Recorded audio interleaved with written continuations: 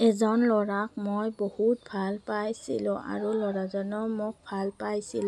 পাৱাত মই ঘৰৰ মানুহক ক'লোঁ। ঘৰৰ মানুহে মোক বিয়া দিবলৈ মান্তি নাছিল। যেতিয়াই ল'ৰাজনৰ তাত মোক বিয়া দিবলৈ মান্তি নাছিল, তেতিয়াই মই ল'ৰাজনৰ ওচৰত পলাই বিয়া হ'লোঁ আৰু ল'ৰাজনৰ লগত থাকিবলৈ ল'লোঁ। যেতিয়া 2 বছৰ 3 বছৰ হৈ গ'ল, ল'ৰাজনে মোক বহুত মৰম কৰিল। তাৰপিছত যেতিয়াই মই পঢ়ুৱান হৈ আহিবলৈ ধৰিলোঁ, তেতিয়াই ল'ৰাজনে মোক কষ্ট দিবলৈ আৰম্ভ কৰিলে।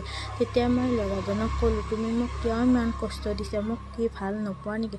তেতিয়াই ল'ৰাজনে ক'লে, তোমাক মই ভাল পাই বিয়া কৰাইছোঁ, কিন্তু তোমাৰ ঘৰৰ পৰা যে একো বস্তু দিয়া নাই। তেতিয়াই মই গম পালোঁ যে আচলতে ভাল পোৱা কথা সকলো মিছা।